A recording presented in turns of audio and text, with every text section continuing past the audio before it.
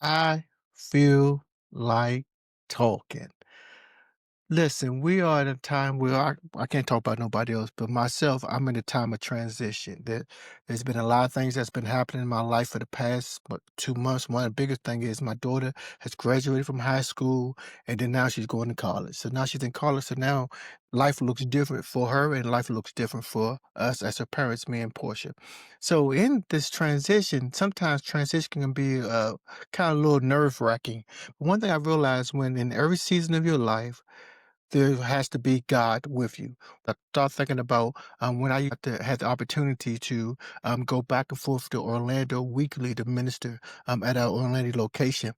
It might be one season here in PG County or DC or whatever you want to call it, or DMV. But when I got on the plane and got off the plane in Orlando, it was a totally different season. But one thing I had to do was I had to prepare for each season. I had to prepare for the season going to Orlando, and I had to prepare for the season to leave Orlando to come back to the DMV area. So for me, I realized transition is going to happen, but I have to realize and I have to be prepared for those transitions because they will happen in life. No matter what, time does not stop for anybody. But one thing that I've learned is when I have prepared for the transition now moves a little smoother.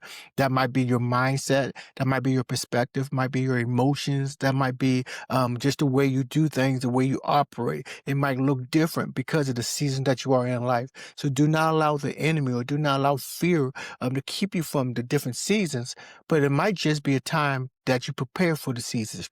Well, I know for a fact there's a season for ministry. There's a season for your personal life. There's a season even when it comes to your jobs. So in those seasons, you have to prepare for those seasons and prepare for those seasons when those seasons are, when opportunity presents the season, here it is now, you'll be prepared for it. So now know this, transition is not bad.